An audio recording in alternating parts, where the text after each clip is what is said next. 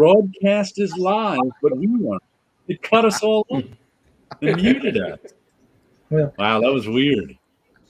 Well, it even said, it had a thing that said that audio would be like down when we used the countdown, but I didn't think we wouldn't hear each other. Yeah, And then a few seconds in, all of a sudden the broadcast is live over here. I'm like, but we're not. It's just the numbers are live. This makes me want to write a mystery play. 4 guys show up to do a live stream.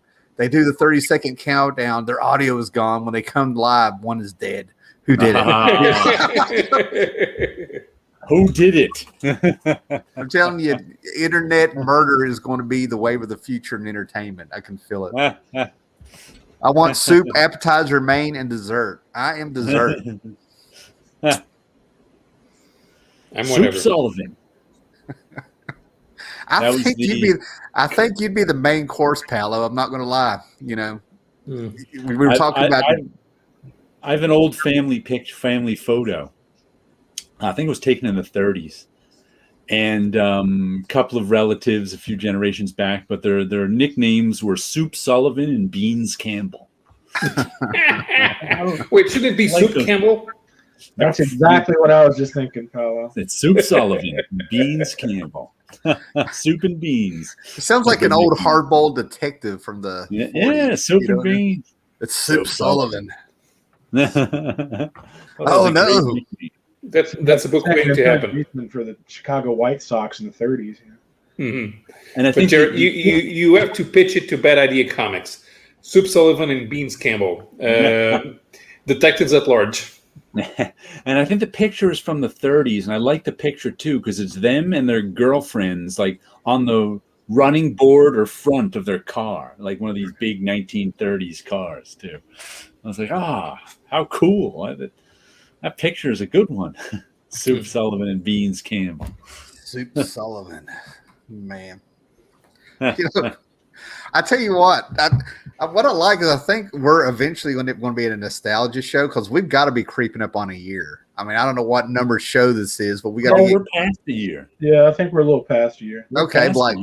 Okay, yeah, but this is your show 49. Okay, and then there's that's just on your channel. Yeah. So we're past a year. Yeah. My attendance sucks because of work, health, storms, weather, locusts. But I clicked around the other night. We had today off, and this would be the weekend for Heroes Con. I actually thought I was going to get some sleep last night, and I was going to wake up and play around with the stream, play around with StreamYard here on the phone and, do a little stream where I'm like, it's not, there's no Heroes Con. And Scott, I don't know about you, but I tried to count up how many Hero Cons I have been to since 94 or 95. That's in Charlotte. But anyway, and I was like, there's no Heroes Con, but, we'll just sit here and whine and bitch about it and stuff. But Heroes Con is always on Father's Day weekend. And I've had for the last week a bunch of memories popping up on Facebook of the pictures I took. I wish I took pictures in the 90s and early 2000s. I've got one reel somewhere on a disposable camera, and I got one memory card from a digital one around the late 2000s. What about you, Scott? I started going in 94, and that's been 27 years ago. Yeah. I'd say out of the past 27 years, I've probably been there about 20. And they haven't had roughly. Right, and they haven't had them last year or this year, and I skipped the 1 year before because the year before that I started dating my wife and got engaged a year before and didn't realize it was like during the weekend of Heroes Con. I would have changed everything. I had to go because Sergio Aragonis was there. He can't. Sergio Aragonis, and then we're supposed to be coming. Something happened with the flight. They weren't coming, so I decided not to go. Next thing I know, they did make it in. Yeah, Shelton had to move heaven and earth to get alternate flights for them to come in on time. Yeah, from the West Coast over here to from LA. Yeah. Oh, I was so mad when I got up the next day and found out around noon they were there. Surely that won you points. I mean, you didn't go to the Heroes Con because you were engaged. I got engaged that weekend. We went on a lake on a little canoe. I threw the box at her from across the other end of the canoe. You know. But now I need to know, Scott, how epic was that hamburger that you had to remember it 4 years later? It just pops up, like when you go on Facebook, like your memories from a certain date. Yeah, I turn it off. Up there, and I was like, oh, yeah, I But remember that. Scott, we talked about those hamburgers for at least 2 years without Facebook popping it up. Yeah, and also, I can't remember if it was that year or the year before, but Tim actually lost his wallet there when we went there. I've lost my wallet there, and I've lost my wallet at Baltimore Con. I never lose my wallet, never. But something about I think you've lost your wallet twice, if the stories are correct. Yeah. And then we had to go hunting for it. And Never. Yeah. Yeah, I flipped out. I had a real panic attack at the Baltimore Con because I was tired and had drove, and it didn't take much to make me crumble. But I'm human. You mentioned you wish you had a camera. I find that interesting because smartphones have changed everything so much. In the 90s, I actually carried a camera with me every day. For you guys that don't have Jared on, let me tell them real quick and I'll shut up. For you guys that don't have Jared on Facebook, he gets into these spells where he pulls stuff out from 80s and 90s Marvel bullpen when you work there, and everybody comes together and reminisces about the pictures you took. Now I'll shut up. But it's like that it was like you really had to be dedicated kind of to have a camera. It's like nobody did. And I can remember the first one I got was an Olympus stylus, and it was it was just small enough to fit in your pocket. It was about that big around, and matter of fact, I just gave mine away that I used to have. And shooting with film was such a different thing too, because you had to get it. It cost more money. You had to get it developed. You had no idea what the shot was going to be like until after you got it back. So it's like, and this digitally, just like everybody now can just film, just take a picture of everything. It's amazing how different the world is, and it's like everybody. I used to be an aberration because I carried a camera around all the time. Like I said, and I had to decide to do that. I just said, you know what? I want to carry a camera around. Now you just but now it's like a given. It's amazing. My thing back then in the 90s is what you got to understand is I was like in my early 20s, and I would go on a Sunday because I was a cheap bastard. That way I remember it, the tickets were cheaper for the Sunday, and plus people were ready to make deals and they wanted to go down. And I stuck my head in the boxes. You know what I mean? Like I was in and out because in the 90s there for 95 to about 98, I worked 7 to 9 in the morning. I worked 3 to 11 in the afternoon, and I worked weekends, and that could be in the morning or the evening. So it was actually plus I was in the National Guard, that weekend warrior stuff. So it was really a thing to really have to get one day off, get a Sunday off, and to make it work. It wasn't until about 97 or 98 that I really looked around and got my head out of the boxes and looked at the cosplay. And I didn't go when it was 97, because in 98 my son was born in May. And I didn't go to that one, but that was my first year I skipped. But it wasn't so much I enjoyed the con. It was like I was down there to get comics. So all I remember is the box and working it. But the cosplay, what's so funny? What's happening? I was going to say, if you ever get to see Tim. I'm just picturing him. That's what I was going to say, searching for comics at convention. It's like a rabid badger that's on a mission. He gets down. I don't even get down to the floor to look at the boxes on the floor anymore. Focus. He's like digging, making a giant pile here and a giant pile here, and you should have seen Charlton 66 the first time I was at Baltimore Con with him. We walk in, and we find the first place that had dollar boxes was like right there on our left, and he looks at me and he goes, "I'll be back in a minute." He comes back, and I didn't realize it only been 5 minutes. I've already got 2 piles and half a box empty and all this stuff. And he went, "I've only been gone 5 minutes." We got on his channel and to show off what we did, and he went, "He's a beast." But the Hero Con thing, I didn't really start enjoying the con themselves until, my late 20s, and I finally got like a camera. But Right. this is why the cosplay thing I always kind of want to emphasize, and I don't know why it's so important to me, because it really isn't that big a deal now. But it took a lot of guts for people to cosplay back then. And it wasn't, everybody was not doing it. Right. I mean, it took a lot of guts to really dress up and walk around like that, So when it exploded during the late 2000s and the teens and all that stuff, I was like, you don't know where this started, you don't know. Well, in Charlotte in middle June, it's really hot and humid. So yeah. If you're wearing a costume, you're really glad when you get in the convention center and get into decent air conditioning. Yeah. It's funny. I just remembered I used to go to cons with my friend Ed, who I went to college with and worked at Marvel with. And I used to feel sorry for some of the vendors sometimes, because we'd be hanging out. It's like, he's like, oh, you got to see this one, Jared. And he'd have them pull down some wall book that was an old EC comic. He's like, oh, this is the one with so-and-so in it or something. And he'd actually take it out and look through it and look at it and give it back. And I know he's got $6 in his pocket.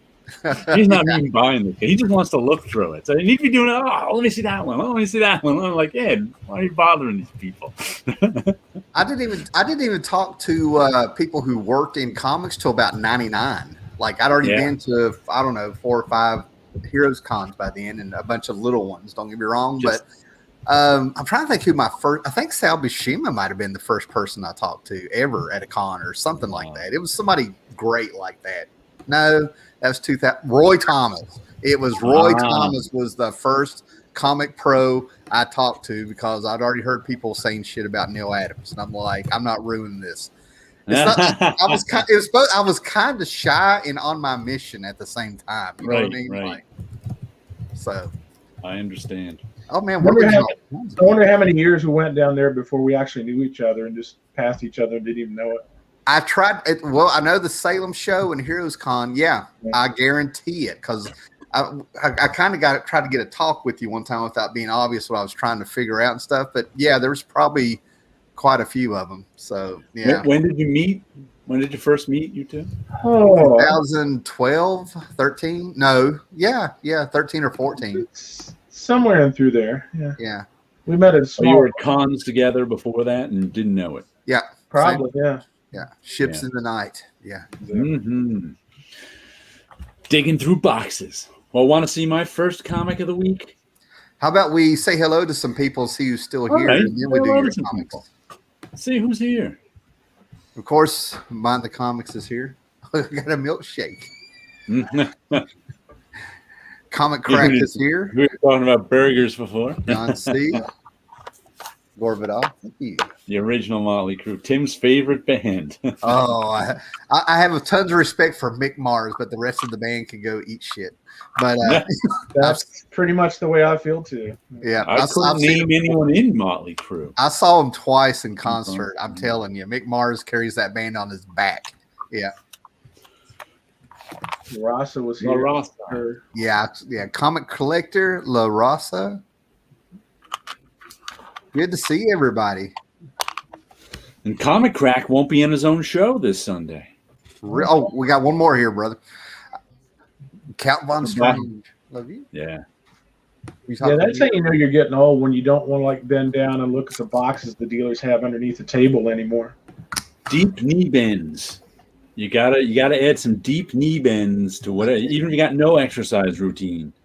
I just started doing those this year regularly, and man, does it make life easier.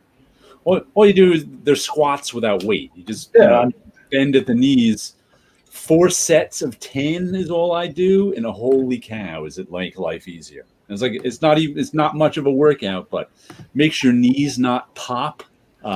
Makes it easier getting up and down but don't bend at the waist, bend at the knees. That's what I was getting ready to say. It's not the getting down. It's after you go back up. It's after the 2 or 3 boxes you slide around or pull out from under the table, and then trying to get up. Once you do some deep knee bends, though, you'll get up easier. It is amazing. Because I cycle 5 times a week. Again. I cycle 5 times a week, so you think my legs would be in pretty good shape, which they are. But still, getting up and getting down, I had to add deep knee bends in.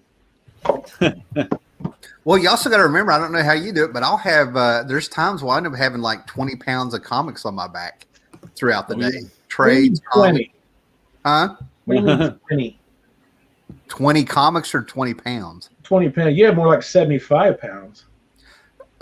Fair enough. Thank you, Well, man. I was trying to be humble. I was thinking 40, but I was like, they're going to think I'm exaggerating, but Scott's seen it. No, I'd say it's closer to 50. Yeah, 40 to 50 pounds on my back. Yeah.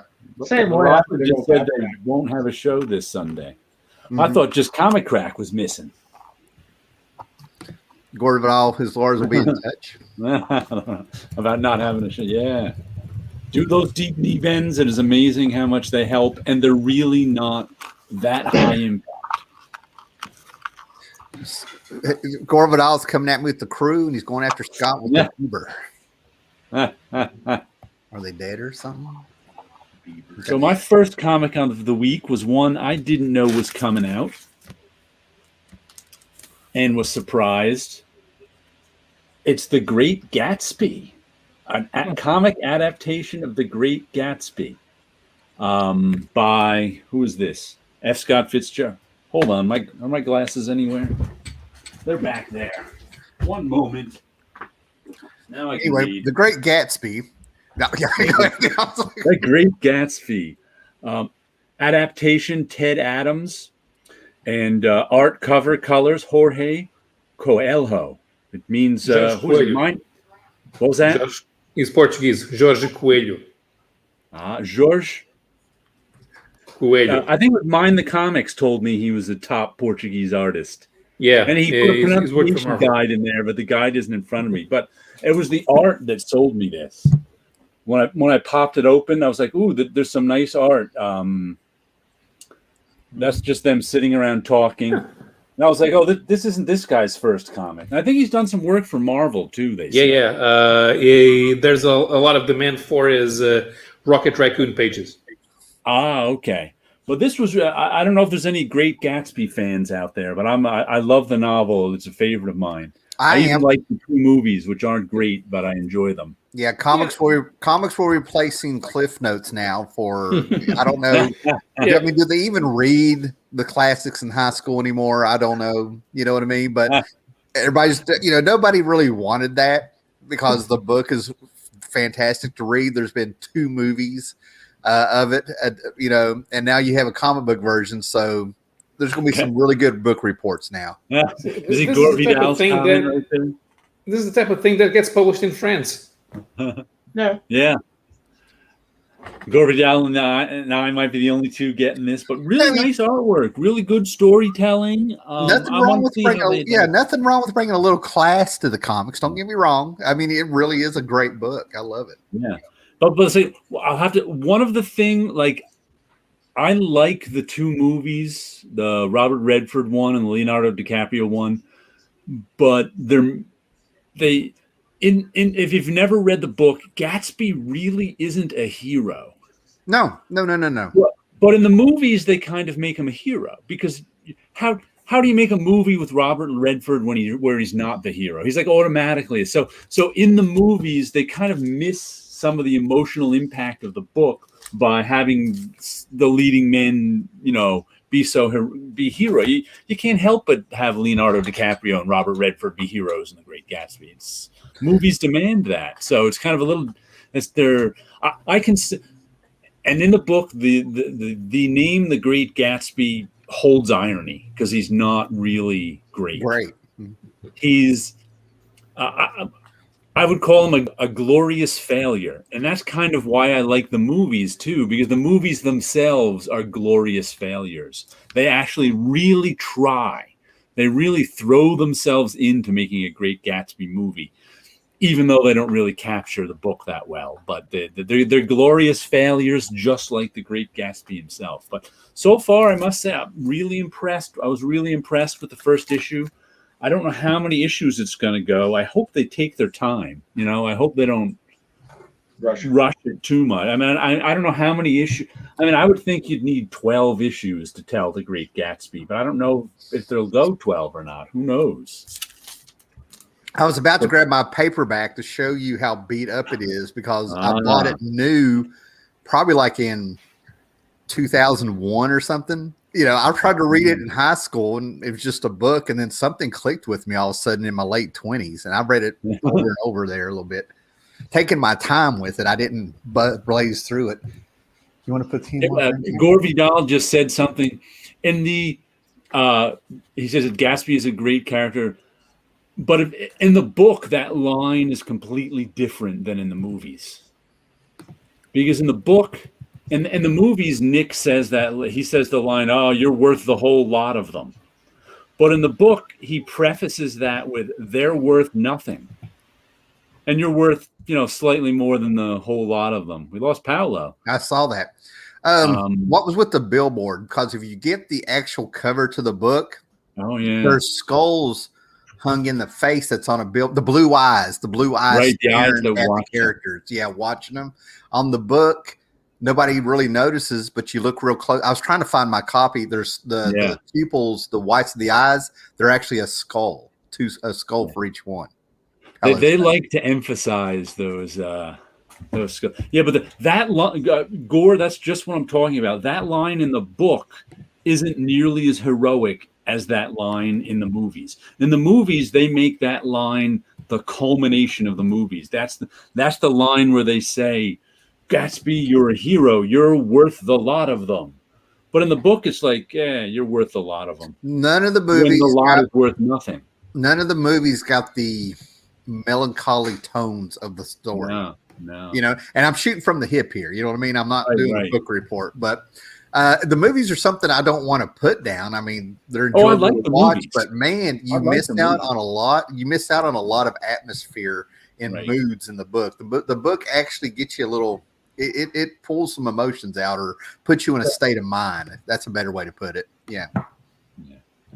It's good, but like I said, I enjoyed the first issue of the comic. I was actually really hesitant when I saw it, because I was like, "Oh, The Great Gatsby, a comic book? I don't know if I want to read," because I like the book so much.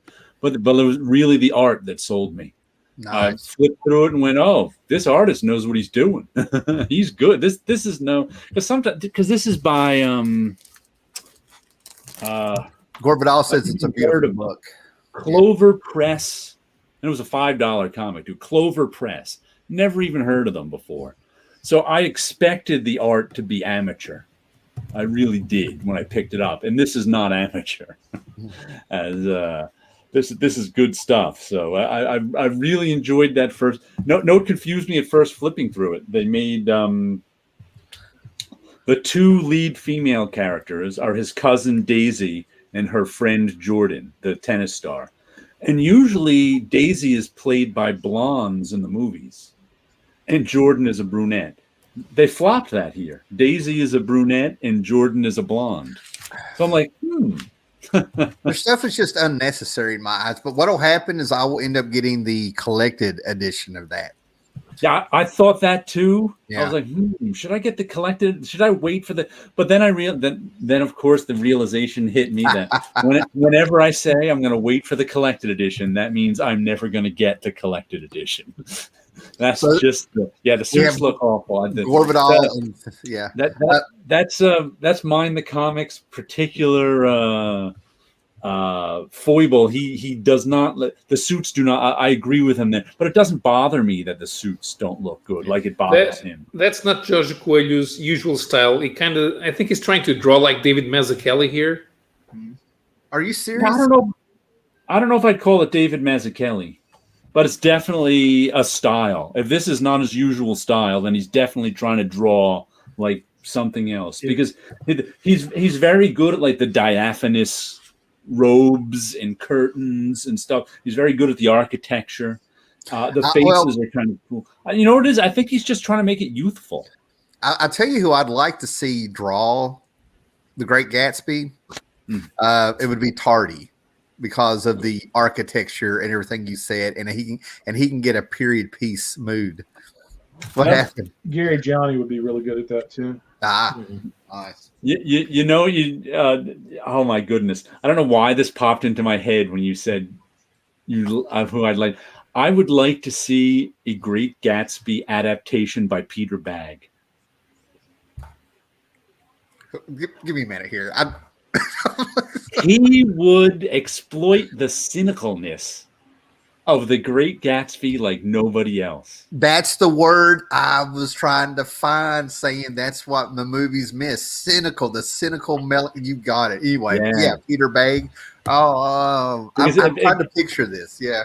Yeah. If you've never read The Megalomaniacal Spider-Man, find that if you can. It came out in the early 2000s. It was one issue. It might be in a collected edition of something. Peter Bagg did an issue of The Megalomaniacal Spider-Man, and it was just brilliant. It was probably Sergio on Gatsby for me. Sergio would draw anything.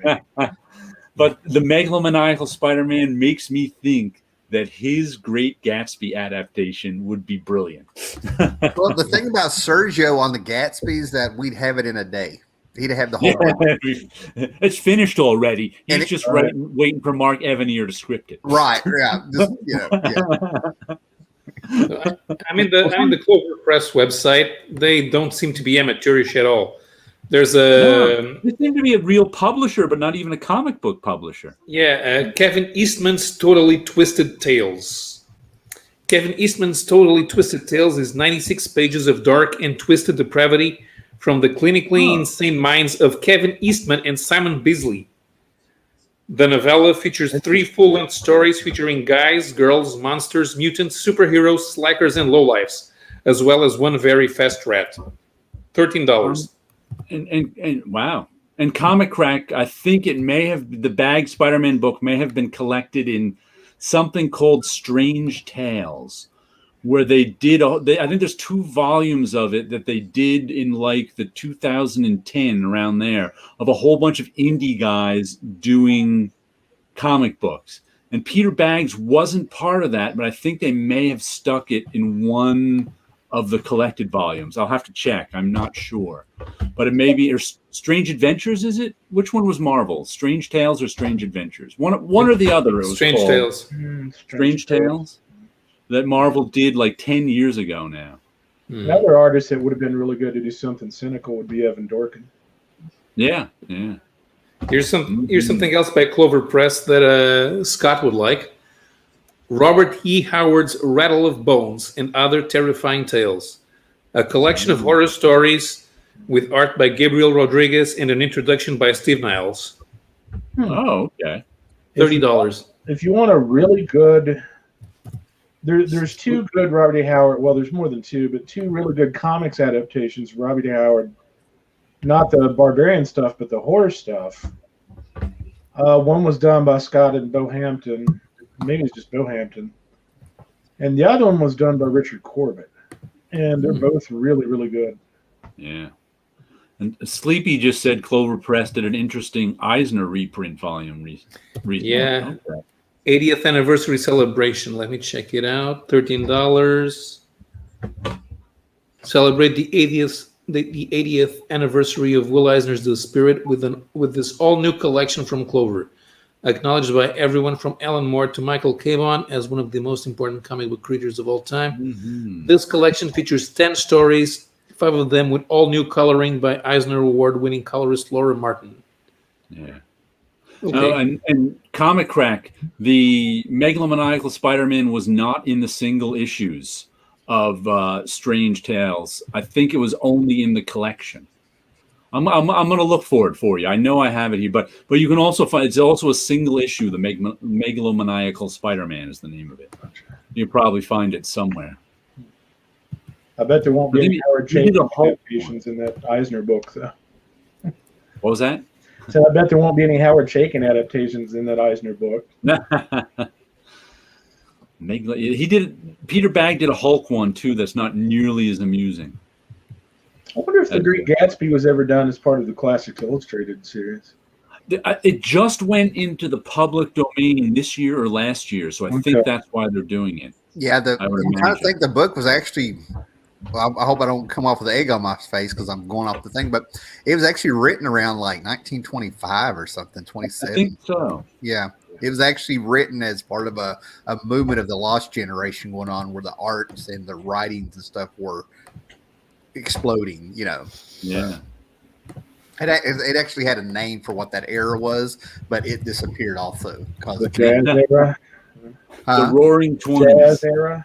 I don't know. I mean, it's you know, that kind of stuff I didn't really look into that long. You know, I just liked the book. You know, Yeah. It's not so much new, but I'm finally getting around to reading this. The Usagi Yojimbo. This is sort of a murder mystery going on, and What this story is reprints the Hidden Usagi Yojimbo, the Hidden. Okay. So I think color or black and white? this one is in black and white. Okay. Yeah, it's in black and white. But I was trying to come across it. It's like issue 166 to 172 of the Dark Horse run. But I think this was also put into a mini series 1 through 7 on its own called The Hidden. But the only reason I'm really bringing it up is that, like, you know, Scott turned me on to Usagi way after everybody else knew about it. But there's some panels in here where you can tell he's worked with Sergio. There's 2-3 panels that are highly Sergio influenced. Little looks on the horse's face, little bug eyes, little things I'm picking up on.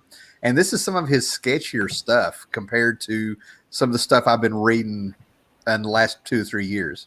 Yeah. Oh, here we go. The little skulls he does when people die, I imagine, remind me of Sergio too. Yeah. I can see that. And to tie in with that, here is the latest Usagi Yojimbo. Oh, nice. Number 20. A couple days ago. Once again, I say there's only A and A plus issues of Usagi Yojimbo, and this one might be an A plus. We're introduced to this character right here, who has an interesting backstory. Here's some beautiful colors. Because the story's about her running into Usagi Yojimbo. And, is that her first appearance? Because you're doing this is her first appearance, and she Usagi doesn't remember her, but Sakai lizards always make me think of Sergio. Yeah, Usagi doesn't remember her, but they get into it in the story. Like he stopped by a fencing school like 10 years ago. And was like, "Oh, is your master in? I want to talk to him." And she kind of blew Usagi off. And then the master came back and was like, "Usagi was here and you didn't tell me?" And so she's like felt guilty for 10 years because she felt she failed her master by not introducing, because Usagi, she was a kid and blew off Usagi. So a lot of it's amazing how much emotion he gets in the stories. He knows what he's doing. On a side note, the actual movie, the black and white one that I'm assuming states that influenced Sakai Yojimbo. There's a bunch of samurai movies on HBO Max if you have those, and Yojimbo is on there. They have a hub on there called Turner Classic Movies of its own. Right. And I found all sorts of samurai movies from the 50s, 60s, and 70s. And they're not translated. Okay, and Yojimbo is on there, and I totally get it. I watched about 30 minutes of the Yojimbo movie, and I was like, I went straight to that one because of Usagi, Yeah. That was good stuff. Dave Sim had Fitzgerald appear in Cerebus. He's on a boat with Cerebus and Jacko. The character is observing their relationship. He's a broken man, much like Fitzgerald was at the end. Yeah, I'm on that volume right now. That's the one I'm on. I'm waiting to get there. Yeah. That's where Fitzgerald, what was his wife's name? Flew out of my head. Mrs. Fitzgerald. No, she's famous too. I can't remember her name all of a sudden. Daisy? No, Daisy is the one in but they actually, I think Amazon made a show about her. Was Kirsten Dunst in it? From about 3-4 years ago, that was pretty good. About Fitzgerald and how come I can't remember her name? Whenever Kirsten Dunst gets in a movie like that, it's usually by Sophia Coppola. Zelda Fitzgerald. There we go. I think Zelda was the name of the show. I don't even remember if it was Kirsten Dunst or not. Whoever it was did a good job as Zelda Fitzgerald, but it was kind of before. It was kind of before they got famous, and he was just getting famous, and she was kind of like famous for being a society bon vivant, but she had real mental problems eventually, and Fitzgerald stuck by her, and it drove him crazy too, because the woman he loved had real problems. So it I was was one of those really, she was only 48 when she died. yeah. Nice. And I think she was in an asylum for parts of her life too. And Yeah, she was. Yeah. so But back then, I mean, well, okay, I'm not going to get into what was going on. You could just be an emotional woman, and they would throw you in. You know. Yeah. That's so who it. knows? Doctors would have an excuse to molest you, saying they're going to release. Yeah, it was dark times. So bless her heart. So I don't know if you heard, because I didn't really click on it, but somewhere online I saw the headline. So Amazon Prime is getting a Grimjack show going. Have you heard I did this? not see that. Okay. So, Tim Truman's Scout, John Ostrander, his DC work, a few things. I picked up Sable. I picked these up a few weeks ago and finally went through them. And I don't usually do this, but I got on eBay and I found Grimjack's first appearance for like $4. So Star Slayer, right? Yeah. Star Slayer. I can't remember if it was number 4, number 10, something like that. Rocketeer. I think the Rocketeer also popped up in Star Slayer. Right. About but, it. That's the thing. It's something that people usually don't know, that the Grimjack started as a backup in Star Slayer. Yeah. Because Star Slayer is usually off of people's radars. Right. Completely.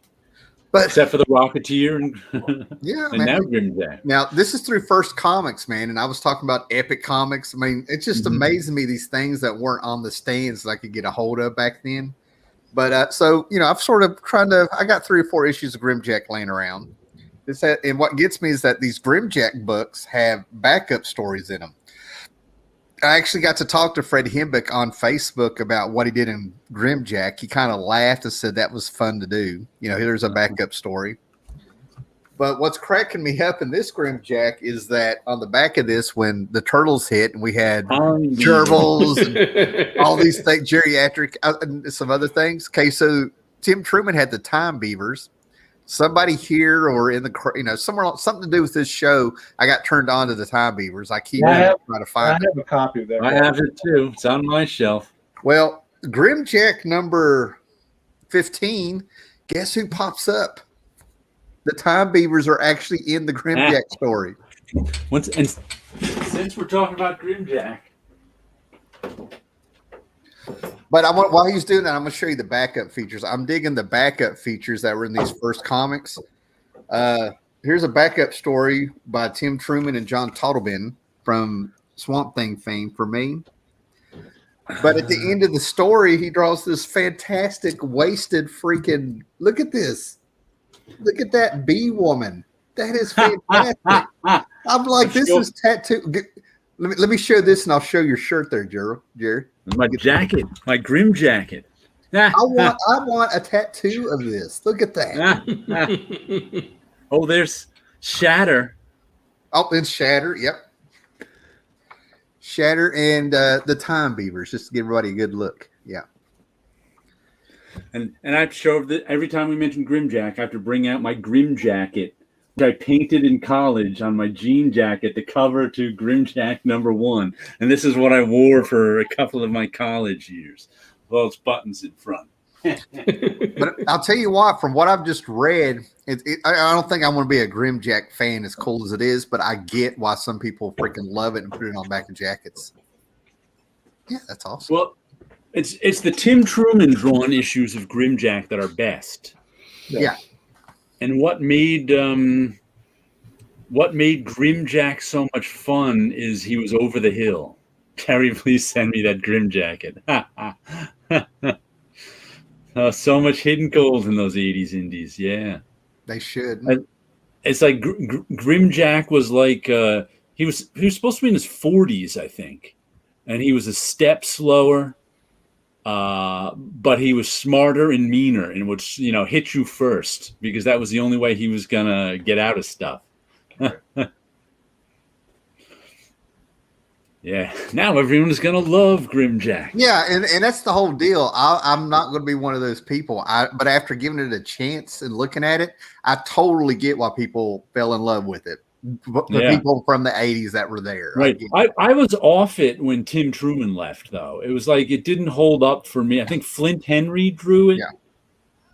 And I just dropped off after Tim Truman after a couple of issues. I think Scout would actually make for a better TV show. That's exactly what I was about to say. Grimjack comes off a little contrived to me. I mean, it's cool, but I mean, the more you read into it, it's like the more stuff they lay on Grimjack. He used to be this and that, and he's got a mystery, and he's as contrived as his outfit. And then Scout. I'm glad that's exactly what I was about to say. Scout's the one that grabbed me, man. Yeah, I love Scout. Let's see. The next one I got this week is Radiant Black, number, what is this, 5? Where's the number on these things? Radiant Black, number 5. Which was pretty interesting because they may have killed the lead on the series. Yes, Scout would be from the first 4. At the end of this issue, at the end of the last issue, the guy who was the lead, the first 4 issues, who had the Radiant Black suit, had a building fall on him. And whoever this merc looking, whoever this alien is who's given the suit to people because Earth is in danger, went to his friend and went, "You want the Radiant Black suit?" The guy was like, "Okay." But meanwhile, we don't know, his friend who was Radiant Black is in the hospital and they don't know if he's going to recover. So it's like, did they kill the first lead of this or not? I'm not sure yet. But it's an interesting story. It's an interesting little turn of events in a superhero story where the guy they set up to be the superhero is now not the superhero. His sidekick is, his friend. So, but good story. One of the big things in it is all of a sudden more guys in the suits show up. So there's this alien thing who reminds me of the Merc from Nexus, who's like, you got to defeat this guy, otherwise he's going to kill Earth. You're going to kill everyone on Earth. So it's like we don't really know what's happening, but we'll see. But it's been a fun series so far. I've enjoyed Radiant Black. No. What's Tim looking through? Some guy trying to start an argument over on YouTube comments. And I'm like, they know what they're doing. They're watching me to get a reaction, knowing what they did. I know what they're doing. I'm onto these little creeps. YouTube commenters. So not so much comic book news, but I had season 2 of this forever and gave up trying to find season 1 and 3. And I wouldn't say gave up as kind of forgot as time has gone by. And then I'm walking through Walmart and I look on the very bottom, looking for something completely different because the JSA straight to DVD cartoon movie has a 10-minute Commandy Kirby style thing on it. And I can't bring myself to pay $20 for that. I'll wait. Anyway, but I looked down and I went ahead and paid $30 for the entire Night Gallery show. Is that the Rod Serling one? All 3 seasons. And, the season 2 is the one I've had forever on DVD, and it's over 18 hours and 40 minutes of Rod Serling goodness, right? Season 1 and 3 season 1 is 8 hours, and season 3 is just 6 hours. So all these years I've had the good season, with the 18 hours. But I was going to have a yard sale and go ahead and sell my DVD set from the second season since I have this, and I couldn't do it. I unfolded it and I'm like, you know what? Now I'm getting all nostalgic for the way they used to do DVDs. They had some nice packaging, and the menus were better with the little Easter eggs. And now they just throw them in a piece of plastic, and you're lucky to have a cover. You know what I mean? Nostalgia is a powerful thing. Yeah, but it's not what it used to be. I don't think I've ever seen you pay $30 for anything as long as you know each other. Yeah. Nope, you're right. Not even a pair of jeans, man. Yeah. So I remember when I bought that what was it, $15 for like Spider-Man number 45 or something. And that I was walking that actually It's a like big got purchase for you, yeah. yeah. It got around. People were like, "Holy crap!" He spent, you know, Actually spent money. I spent money a whole $15, and everybody flipped out. I mean, it made the rounds online too. You know, with my friend. You know, Yeah. and then You know what's funny? I was just thinking of buying cheap things. I just went to the library today. I'll show you some of the stuff I got out a little later. But one of the things I like about the library too is I can take stuff out and return it. Because one of the problems with cheap things, and I discovered this a lot in somewhere around like from 2008 to 2010, I was buying more trades, more collected editions than I was single issues because I couldn't find any single issues that I liked or as many as I wanted. And what happens, like I would find cheap trades somewhere, and what happens is when you end up buying stuff that you wouldn't normally buy because it's $3 for a trade paperback, and you're like, I'll buy that trade paperback for $3. Right. But then you get it home, you start to read it, and you're like, I don't want to read this. This is not good. And then the next thing you know, you've got a pile of trade paper. You get a pile that big, taking up room of trade paperbacks that you don't want and you can't get rid of. I have a whole bottom shelf of that kind of stuff because of what you just said. And that's let me show you one book I got because this fits into that category of, I took out Batman Hush, the Jim Lee, Jeff Loeb one. And I asked Scott Williams, I actually bought this back when it was coming out in 2002 and 2003. I've since sold it, so I don't have it. But I was just looking through the library website for something to get, and I'm like, I'll look at that one again, Hush. Now, this is one, if I bought for $3, I'd get it home, look through it, go, that was cool, and then go, now what do I do with it? So I was like, that's what's good about the library. They make you give it back. I don't even want it. So here, have it back. Well, let me tell you about the libraries around here. And people can, if they go to the library, they can talk about around where they live. But they'll have book sales. They'll get rid of stuff, right? Right. But also there at the libraries around here, people will drop off stuff like not kittens, but they'll just drop it off the door like the library wants it. I've actually got a Super Nintendo from the library for $15 because somebody dropped it off their door. Yeah. But anyway, what I was getting ready to say is that I don't know how your libraries will do it, but you can buy things. They'll have they'll get rid of stuff. Okay, they'll do that. Yeah. Well, I bought these in 2013 I walked in to the library because they actually had these bound editions of ElfQuest from the 70s that they were like bright colored, like little school books. But they were ElfQuest by Winnie Penny and them. So they were paying attention to me going in there, and I was always getting this stuff. I walk in, the lady's like, hey, I would rent VHS tapes too. They still have VHS tapes. And they were like, aren't you the guy that likes the comics? I went, that would be me, thinking they saw my YouTube channel. So I was like, yes, that's me. But anyway, so she's like, well, we got some books on sale out there. You might want to check them out. They're 50 cents a piece. And that's where I got these 3 brand new versions, unread editions of Hellblazer when they first came out with the Jim Lee cover that apparently made everybody go crazy. But I bought these for 50 cents a piece just because I went to the library one day and they had them for sale. 50 cents, brand new, never put them out. Go to your library's website too, because that one wasn't even from my library. If you go to your library's website, you can order books from other libraries, and they ship them to your library. You read them, return them, and it costs you nothing. It's amazing. More comic fans should take advantage of libraries, because you also need to take advantage if you live near a university library. Oh yeah, because I live about 4 miles away from the largest library in Virginia. Ah, okay. Virginia Tech's library has well over 2 million volumes. They've got some really good stuff in there. They have a special collection that was donated to them of science fiction pulp magazines. It's fantastic. Yeah. Libraries are great. Tim, I saw the Mark Waid interview last week. He said when Legion 1 by Giffen came out, no one at DC liked it. They were taken aback, apparently. And they were wrong. It's a freaking classic. Ah. Wade's just not hitting all cylinders these days, I'm telling you. $3 trades, Phil Cons containing 2,000 Marvel. Yeah. Yes, they do.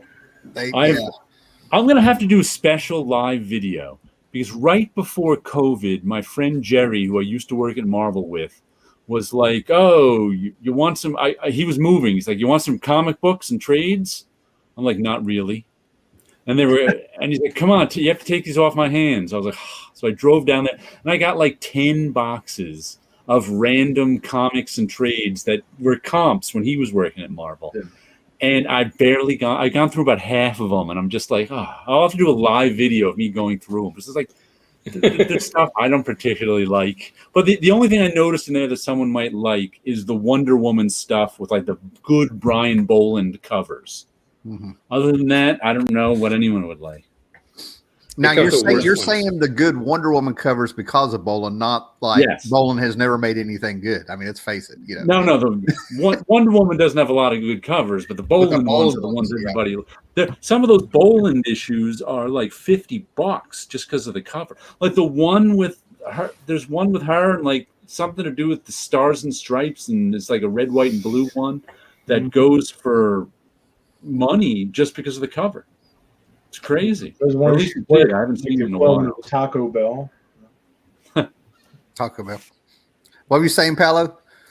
You could do a video with pick out the 10 worst ones. And why the hell would somebody publish this? See, that's the funny thing about YouTube. If we really, really, really wanted to get like major hits on one of our videos, a lot of views or something, we'd have to go negative like that. We would have to go negative, have to. I think I once made. I'm going to have to look for it. I'll have to link it for you guys at some point. I made a PDF document or a CBZ, I forget which one, of all the Wonder Woman covers. Just because I was collecting just digitally, I was just collecting the Wonder Woman covers for a while, and put them on one document just so I could look through them. All the old 40s ones. Amazon a few days ago, and there's a 2-volume set that's coming out later this year. A 2-volume set of all the detective covers, and there's a 2-volume set of Wonder Woman covers that are coming out as well. Wow. So like everybody's got pretty good libraries. Let's say the graphic novels in our library are so popular, you always have to put holds on them. Wow. Yep. That's good. So this week I've been reading like a little bit of Usagi here. I'm trying to get through the Mage. Matt Wagner's Mage, a little here and there when I have time to read. As always, work's been unreal. The closer I get to the end of the month, the more I feel like we're all gonna like blow up or something. But I've been able to like finally read a bunch of short stories in this, right? War and Wastelands, stories of the apocalypse, because I love my post-apocalyptic stuff. And I get stuff like this from libraries and stuff. And this was $8 at Books A Million, because Books A Million has nothing worth. My Books A Million has nothing worth buying, comic book wise. They're getting smaller and smaller on what their product, what they have, and the mangas are taking over because they sell. And but anyway, but this has a story in it I read by George R.R. Martin. I want to give the man credit because the story is from 1973. As you can see, it's different authors. Stephen King. Stephen King has a story here from 1985. George R.R. Martin's, though, actually blew away Stephen King's story in this. Mm-hmm. That's probably why it's a Wasteland. George R.R. Martin killed everybody off. I'll tell you what, I've got to give the guy credit. I never realized. I mean, I looked up his bibliography. Yeah, I've never read his stuff, so I don't know. Well, this has a short story in it that dark were the tunnels, and apparently we are just heathens for not knowing that story. Because I was looking it up online and I saw some people saying had some comments. I didn't get involved in the message boards. But George R.R. Martin fans that I saw online were acting like they knew all about the story, but it's fantastic. Yeah. It's a fantastic little story. It grabbed me and I like read it straight through last night. Wow. So yeah, I'm gonna give George R.R. Martin some credit there. I get it. I get why he has some rabid fans that are very mad at him right now for not finishing up. Nah. But see, George R.R. Martin's first published stuff was supposedly a letter in Fantastic Four. Yeah. When Stan Lee just said he got his start in comic fanzines. Yeah. Yeah. There was an issue of Fantastic Four that took off like 10 years ago because George R.R. Martin had a letter published talking to them. Yeah. And the next comic I got this week, I'm glad was good. This is Time Before Time. The first issue was really good, but it was kind of all set up. And I don't know how I didn't notice in the first issue how Mike Mignola influenced this art is. Yeah, very much so there. I can see that. I mean, in this issue, I was like, wow, Mike Mignola. This guy really influenced by Mike Mignola. And somehow I didn't notice that in the first issue. I don't know who's the artist. Why.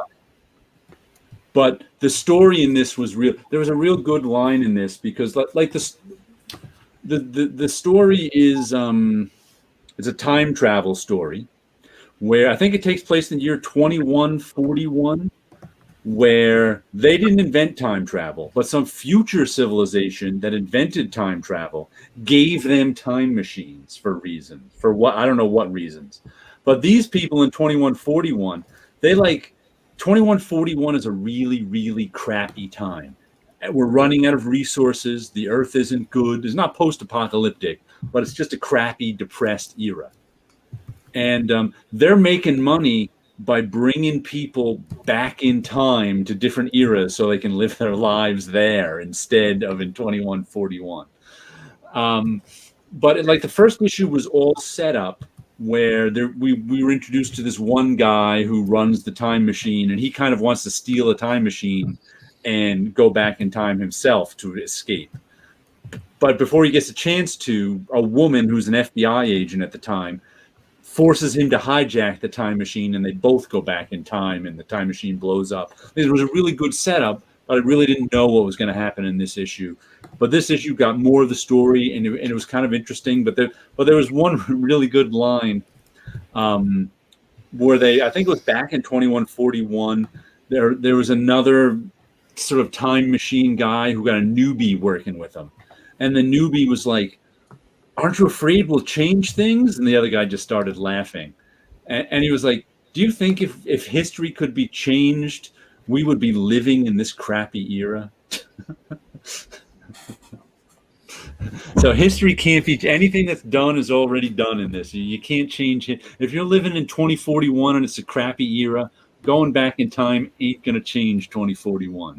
Here's what's really weird about the internet. Here's what's really weird about the internet. And I mean this in a weird way, not like in a that would be great way, but somebody in 2041 is actually going to run across this show because you said the word 2141. You said the word, you said the year 2141. So in 2141, that could make it pop up. That's what I'm predicting. Yeah. And they're going to be sitting there going, "We got the answer." They knew it was going to suck nowadays. You know, we're screwed. You may have just killed anybody trying to make time travel possible in the future. Right there. Think about this. You know, you're talking about anthropologists. The greatest invention that I can think of that an anthropologist could have ever dreamed of would be YouTube. Yeah. Yeah.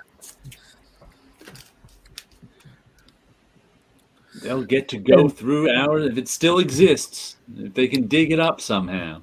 And time after time, it would have been ironic if they released the second issue first. That reminds me of the show Burn Notice. Have you ever seen it, about the burnt spy? I know a little bit about it, but I haven't watched Jeffrey Donovan. I watched the whole thing. I enjoyed the show. But he's always telling you about spycraft. And at one point, he's like, sometimes the best encryption is putting something on a drive that's obsolete. So he had some, I forget what type of disk it was, and he was going around to computer stores trying to get the information off it, and no one had that drive anymore. Probably like 5. But he couldn't get the information off it. It's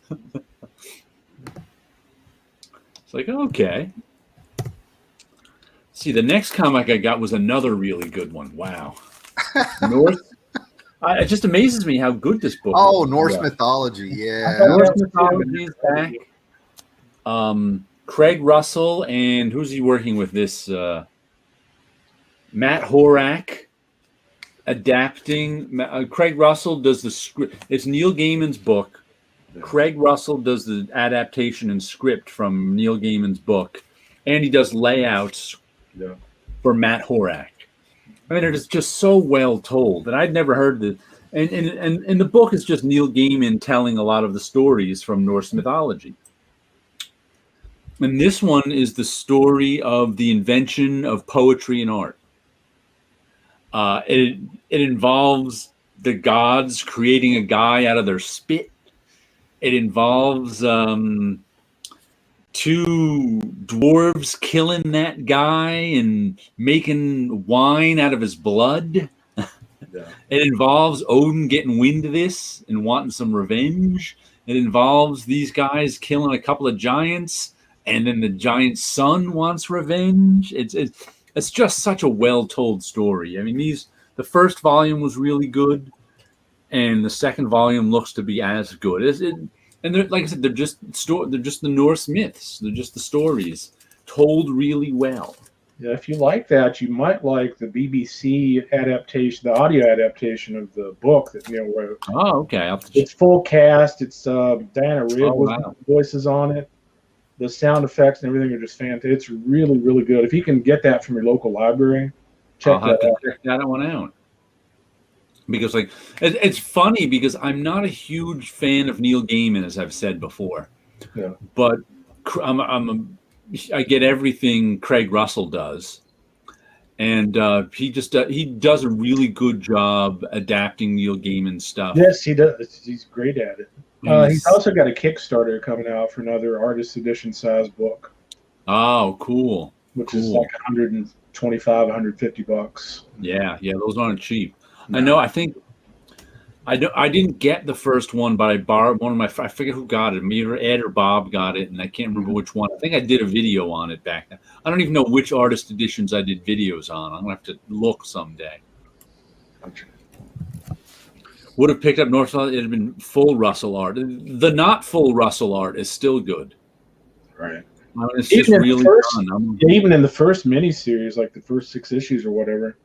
There's a few stories in there that aren't done by Craig. They're done by some other artists. Yeah, Craig's only doing the layouts. Yeah. And like I said, there's a couple of times they didn't look like Craig Russell layouts. So I think it was, who was it?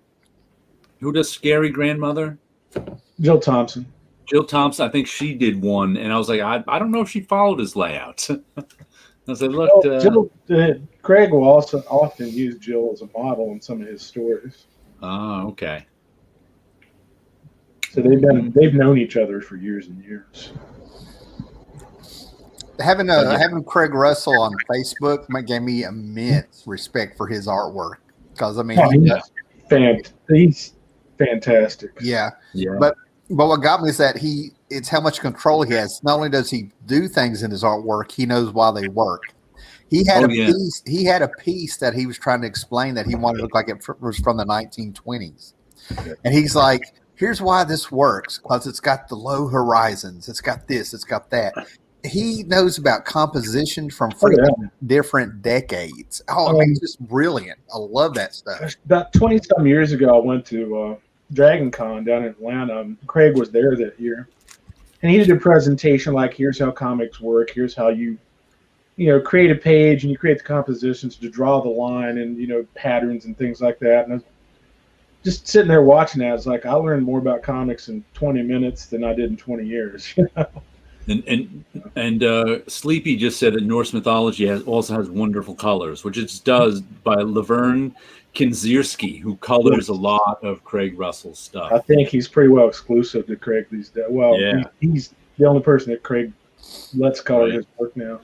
The first thing I saw from Craig Russell that blew me away, I was a fan already from in the 70s, from his War of the Worlds stuff that he did with his Killraven, that stuff. Mm-hmm. But he did, I think, one of the early issues of Epic, he did Beauty Without the Beloved is like a sword through the heart, which was just this it was all pencil work. One of the most beautifully drawn things you've ever seen. And that's also where I remember first thinking Craig Russell was gay too, because he draws such beautiful men. It's like you don't see such beautiful men in comics as you do in Craig Russell stories. Especially. What's funny is I know exactly the story you're talking about, and it's made me think about a John J. Muth story. And that's where I found John J. Muth. Okay. For the Maybe first in time. issue 2 even of Epic. That may have been Early. the first issue, but that one just made me go, wow. Yeah, there was another book published later on that has even better reproduction of those pencils. Okay. Yeah, but that's good stuff. Yeah, I noticed a lot of the stories and quite a lot of the covers and quite a few of the stories have popped up elsewhere in other publications. So I just like when I hear somebody say something that confirms what I thought. Like, yes. Yeah, if any of you guys out there have never seen Craig's Ring of the Nibelung, that's talk about. Oh yeah, that's good stuff. His Elric stuff from the early 2000s all the way back to the 80s. Yeah, he signed a bunch of that stuff for me, and I was so glad he was a nice guy. I really did not want to find out, Well, Craig's really low key too. Really cool guy. Yeah. This was my next one of the week, Resonant, number 10, which wraps up the second story arc. Boom. Such beautiful artwork and colors in this one too, really lush. I have a complaint about this, and the only complaint is it moves very fast. The stories move, especially it moves lightning fast. The story, I think it. For me, the pacing is a little off. Though I like it and bought it, the pacing might be a little off for me in this one. But nice stuff, and I know Sleepy likes this one a lot too. So it's been a good. I don't know if it's going to go further because I was surprised to see a second story arc from it. But the first story arc really didn't wrap up, and the second story arc had a different artist. Who's the artist on this one? It's written by David Andre, drawn by Skylar Partridge. Jason Wordy, I guess, is the colorist, and Deeran Bennett, the letterer. Let's double check that, because they don't give. Yeah, that's the way it goes. But there was a different artist for the first arc who was good too. They're both good, and they had similar sort of lush styles too, lots of greenery, lots of plants in it too, with lots of color in the coloring. So I've never read Beast of Burden except for in some DHP. I love Beast of Burden. It actually gets better as it goes along. Jill Thompson's not doing it anymore, and Evan Dorkin had a meltdown on Twitter about her. I think they did do a little more of it after that. They have after that. There's been some more collaboration where Jill's done part of it and other people done part of it too. Right. Evan did have a little tantrum about it. Yeah, Evan apologized. I haven't seen him on Twitter. He apologized. I think he's got some mental health issues. He does, for real, and he talks about it from time to time. Yeah, he's mentioned it, but I mean, I don't know what they are, so I don't want to really go into it. But the Beast of Burden books are wonderful. I've got a trade in there and some issues here and there. I think they're pretty easy to get. But I think I quit around the time that they had gotten a cat they thought they saved from a witch. Turns out it was the witch's familiar, and she ends up summoning up a demon, which is, I'm like, they have like these nice, sweet looking little dogs and stuff. And they're there they're like, we're here to protect the hill, and they'll bring out demons and witches from H.P. Lovecraft style, man. It's like you think you're getting Peter Rabbit, and all of a sudden it ends up as Watership Down. There we go. Yeah. Sleepy says there's a current Beast of Burden, and Fenner 27 says the Beast of Burden Hellboy crossover is fantastic. That is where I found it. And here's what's cool, Scott. I know you've read it, but tell me if I remember right. But I fell in love with this one-shot crossover because Hellboy's on a case and he runs across these dogs, and he's looking at the dogs and he's like, "Now, who are you guys?" He's like, "We're the dogs that protect the hill from supernatural creature."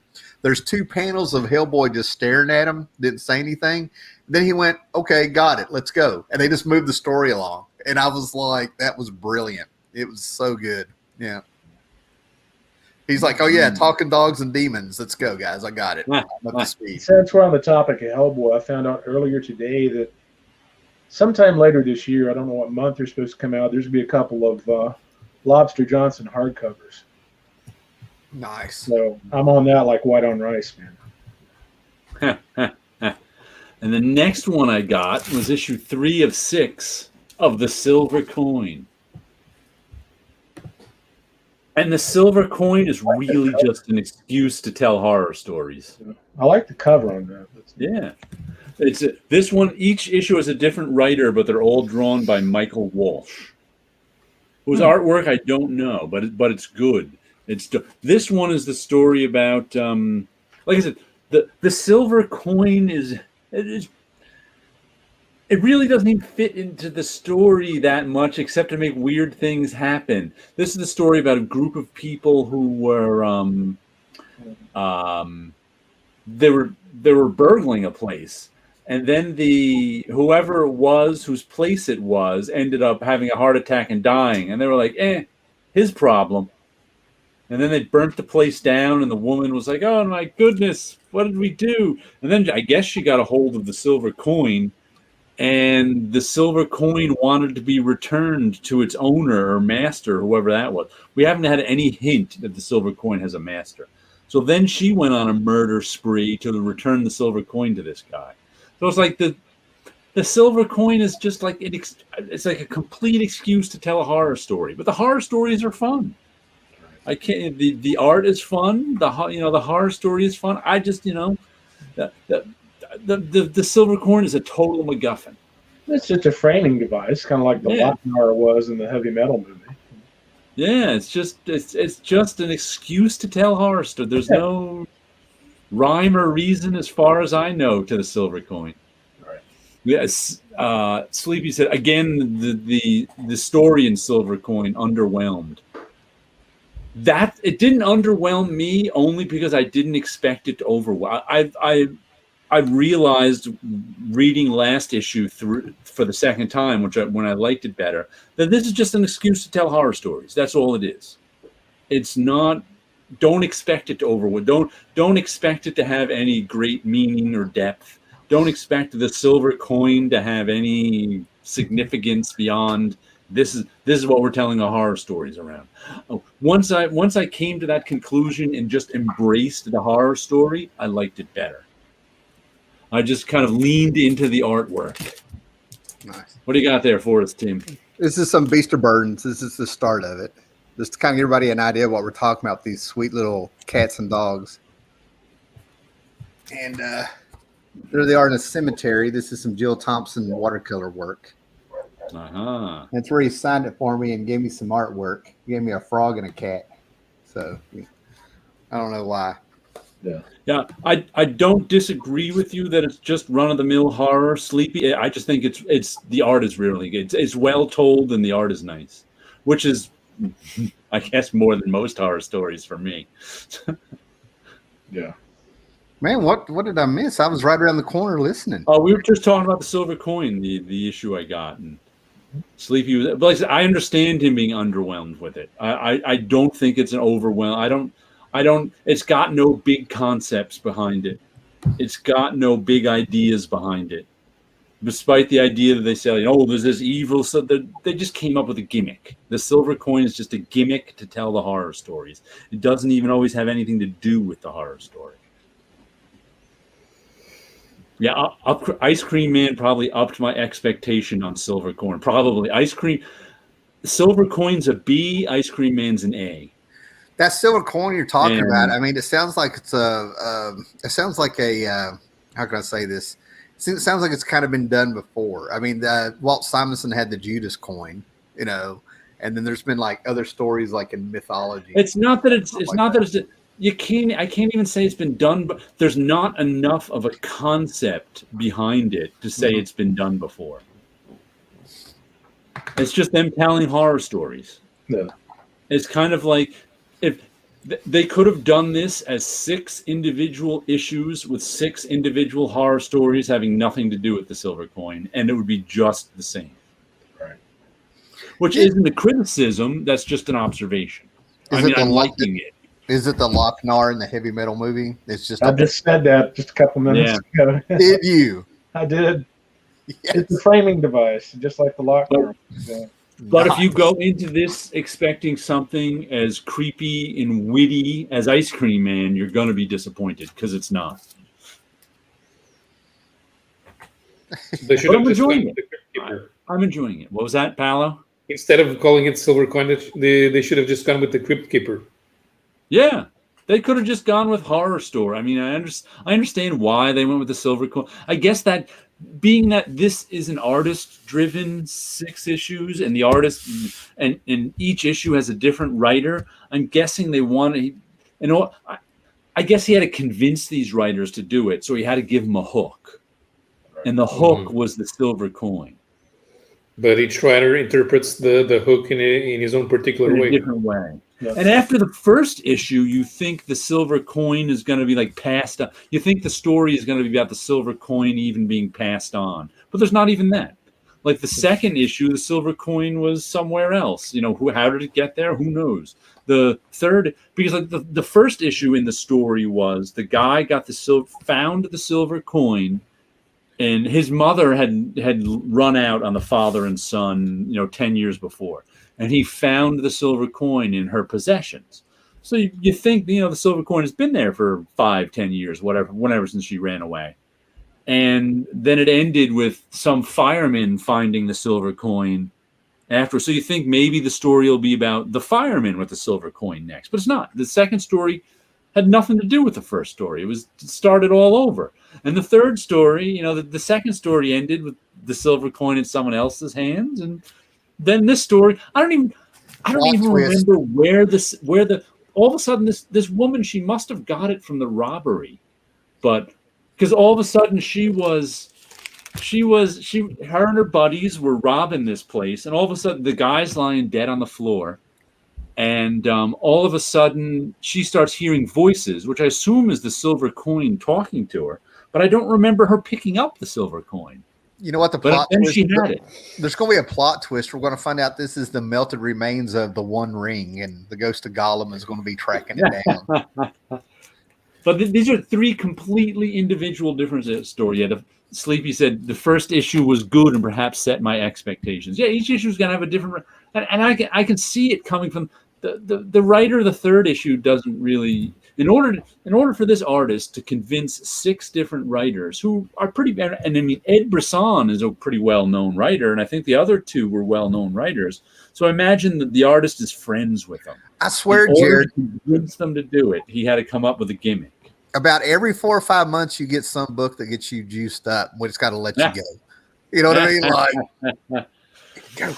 Well, sometimes it's interesting just figuring out how the book came to be. Right. And it's like, how did this silver coin book come to be? Because it's not like Sleepy said, it's underwhelming him, and I can see that. And it underwhelmed me with the second issue too, until my second read through, and I went, "Oh, I get it." Well, these issues have nothing to do with one another. And I started to get interested in the, how it was made and just getting into sort of the nuts and bolts of it. Yeah, I get into that stuff, but then I get too far in, and I'll watch a show called The Mighty Boosh. They got a character named Old Greg, and we're sitting there watching it, and I'm sitting here like, Old Greg is nothing but Gollum, and the funk is nothing but the ring, and I'm like, okay, I got to back out. Everything's looking the same, And sometimes you get a movie and the extras on the DVD about the making of the movie are better than the movie itself is. Yeah, like the spirit. Yeah. Mm-hmm. Right. But if it was an ongoing, I probably wouldn't be buying it. But since it's 6 issues, it's got a finite end. I want to see how each issue is different from the other now. Well, the only comic book news that I've seen, and I go to these sites less and less because if they're not going to take it serious, I'm not going to take them serious. Yeah. But one of these websites, like I said, I hardly ever really check the news. It gets me wound up. But it was extremely stupid this week because in one day they had one with the title of talking about superhero butts in it. You ought to see his butt. And then the next one, it was seriously pee and caca jokes just in the title. I'm like, what are we in? 5 years old? Yeah. But then the week got redeemed because a show that I like, and I really hope CW doesn't mess it up. But this is that Stargirl show. Stargirl and Doom Patrol are two of the best comic book shows out there. And I watched the Stargirl season 2 trailer. It looks fantastic. I mean, if you read those books, Just Infinity Inc., Justice Society, and all that stuff, they're nailing it. What we got here? Mm-hmm. Picked a movie called Short Eyes not too long ago. Fantastic movie, but that's making of is good. Yeah, this discussion makes me think of Friday the 13th, the series, and Retrieving Cursed Antiques. One of the antique hunters was a cute curly-haired redhead, so I had to watch it at the time. Well, there's not that much of a concept behind it. Behind Silver Coin, that's more of a concept than Silver Coin is. Yeah, Doom Patrol I love because they have pulled some stuff out of the Grant Morrison run that I never thought I would see in any shape, way, or form ever outside of the comic, and they did it, and they did it well. They even made Animal, Vegetable, Mineral Man cool. You know, I mean, it just blows my mind. I thought, yes, I think the Stargirl show was outstanding. Right. I think Jeff Sebasto likes it too, who's been on with us before. He said that too. The last comic I got this week was really good. I've been really impressed by the artwork in this one, the last few issues. Grendel is back. Grendel, Matt Wagner with his son, Brendan Wagner, coloring it. But the storytelling and drawing has just been top shelf on this. I think Matt Wagner is doing better than he's done in a few years. Not that his work was bad, but his work kind of got less thoughtful, I'd say. And this stuff just really seems to be nice. It's just so much smoother and more thoughtful, I think. The word I was going for was organic, but I mean, yeah, I'm just impressed by it. I mean, it's probably a little more personal to him too. Oh no, yeah, I don't. But Mage was personal too, and it's not like the storytelling and drawing in Mage was bad. I don't mean that, the last one, but it seems to be even better here, which is amazing. He's good. Yeah, I refuse to send traffic to the website I was talking about, but I think some people are figuring it out. I love Matt Wagner's Sandman Mystery Theater. This is Fenner 27. Yeah. I want a complete collected edition of that. Yeah, that was I read some of that. I didn't read all of it, but that was Guy Davis drawing it too. Mm-hmm. Yeah, that was good stuff.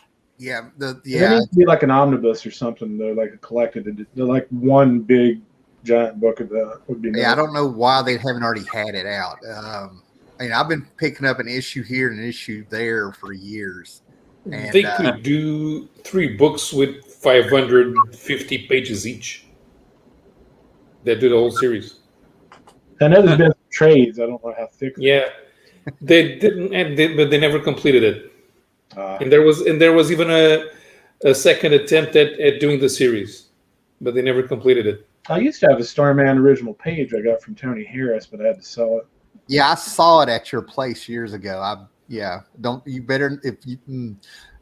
a lot more money. I'll put it to you this way: I got a hell of a lot more money for that Sandman page than I did for the Starman page. It's not what I'm worried about, but what I was worried about. Yeah. And Mind the Comics asked if anyone is reading Capra. I'd like to say I really, really, really wanted to like Capra. I just Where's didn't. that at? That's a 4-up. Mind the Comics. Talking about Doom Patrol. Anyone reading Capra? There we go. I don't think I know what the term is for somebody who really likes that series. Yeah. But it's like I picked up the first issue that Image published, and like I said, I really wanted to like it because that's the kind of I like these sort of weirdo auteur, cartoonist, artist, writers. That's my genre, and I just thought it was unreadable. I was like, oh my goodness. Fenner brought up he's going to read Starman. That's really good material. The James Robinson Starman's good stuff. And this is the compendium I was telling y'all about. Like, I got all dramatic when I messaged y'all. They're coming out with 2 volumes, 2 gigantic omnibus things, with, just going to be 2 of them. And I'm sitting here like, I've got so much of the Starman stuff. I really don't need this. And I'm sitting here like regretting not getting it already. It hasn't even come out yet. I didn't pre-order it, I first read that about 10 years ago when the 4 omnibuses came out, right? There's 6, but I mean, there's probably 4 around that time. So yeah, there was that was I think they put it out in 4 volumes. I could be wrong. I got them. I have. But I bought the hardcover ones. I'm talking. Yeah, keep talking. Yeah. Yeah. I bought that was the first time I read the series, and I really enjoyed it. But then I actually they went out of print and they went up in price, so I sold my volumes of them. I think I got $300 for like the 4 volumes. I was like, that's one of the series I was actually was coming out. Oh, there were 6 of them. Okay. Yeah. And I regret taking. I'm not going to lie. I got these at Ollie's for like $5 a piece. I can't complain, but I had to get the first one off of eBay. These omnibus and stuff, and I wished I'd never opened it because they're beautiful. You know what I mean? And I had the original comics, but the Starman series.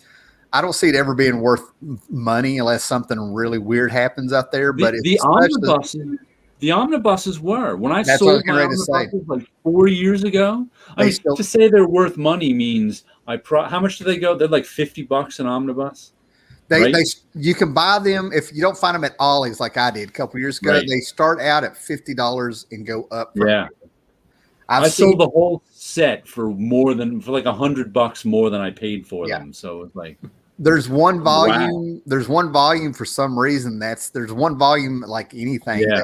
I've seen it go for $350. I can't hardcovers. Hardcovers are funny. Yeah, it seems like every single set of hardcovers, it's multi-volumes, like 3 or 4. There's always one that's more expensive than all the other ones. Yeah, that nobody bought. Or had a low print run. Right?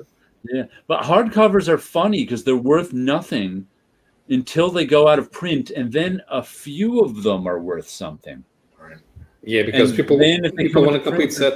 Uh-huh. And there's the thing: if these things go up in price, that should be a red flag for the publisher to put out a new edition. But they never do. It's not on the schedule. The other thing that went up in price that I sold a few years ago was my Tomb of Dracula omnibuses. Because they went out of print, and all of a sudden they were like $200 a piece. There's always been people who are collectors of, trades or whatnot and stuff like that. But I'm telling you, man, the last 2-3 years it's exploded a little bit. That people don't even realize it until they get in there and they try to buy this stuff. 3 years ago, remember when Essential Godzilla was going for stupid prices? Mm-hmm. Oh, that Essential Conan that Marvel did too was priceless. The Dark Horse stuff, their phone books of Conan, Savage Swords Conan. There's all kinds of things. If you really started digging, trying to get some of these collected editions that are out of print, they're pricey, and there's a huge online audience or whatever all over eBay and places trying to buy them up.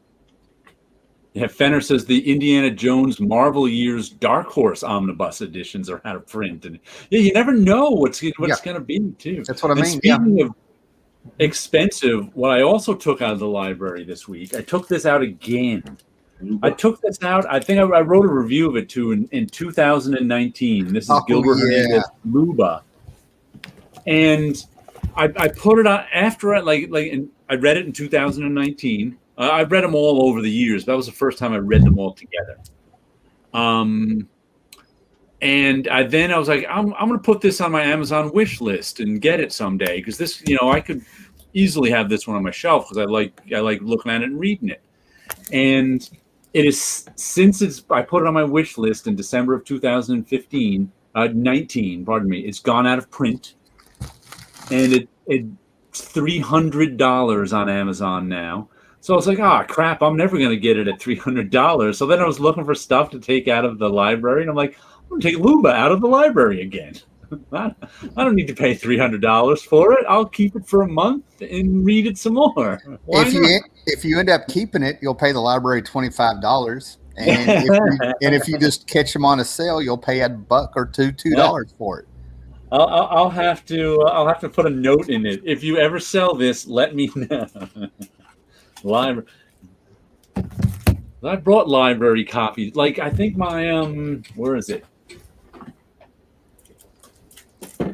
My Seth, It's a Good Life If You Don't Weaken hardcover is a library copy because this came out, I don't know, 20 years ago. When did this come out? 2001. This is the second edition, it says. And I had the soft cover for it. Well, actually, first I wanted the hardcover, but it went out of print really fast. And I didn't get it, and it went up in price. So I got the soft cover. And the soft cover, the sole binding was so bad on it that it fell apart. Yeah. I mean, like within a year or two, it fell apart. I was like, what the heck? Then someone was selling on Amazon an old library edition for like $20. I was like, that's mine. Yeah, see, yeah, I have Tom Scioli's American Barbarian. It's a hardcover library edition. I got it for like $3 on Amazon.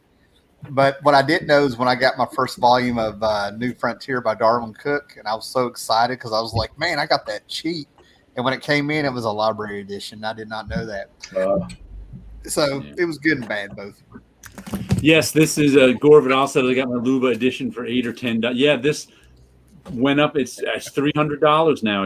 You can still get the 3 volumes of Luba, which in like soft cover that make up this book for like $20 a piece. They're still in print, but this hardcover version isn't, and it's risen up in price. So with this white background here, this silver bag that we got a what was this Fresh company? What was it called? Hello Fresh. This is what they ship food in.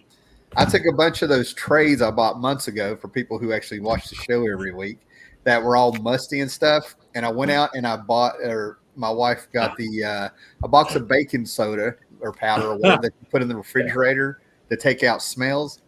Well, I was just going to put it in there for 2 or 3 weeks. It's been 2 months. So I figure I'm going to unseal it and see if these musty books have had all the must taken out of them. Y'all let's see. So Open her up. Let's see. This has been a long time coming. We need a drum roll. Like they dry. I actually was going to do like a whole video on it, then I was like, I don't care. You know.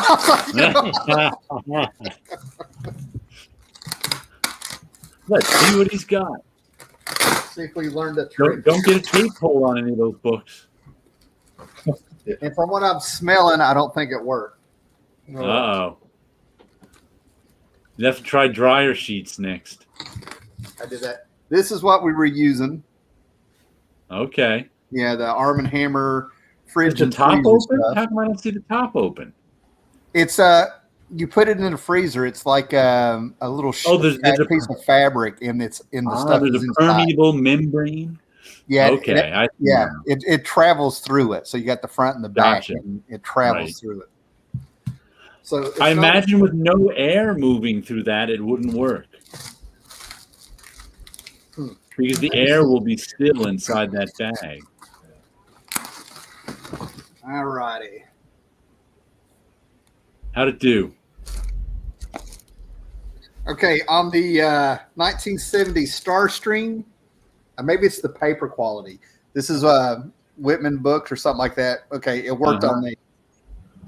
Yeah, it worked well on those. There's still a okay. All right.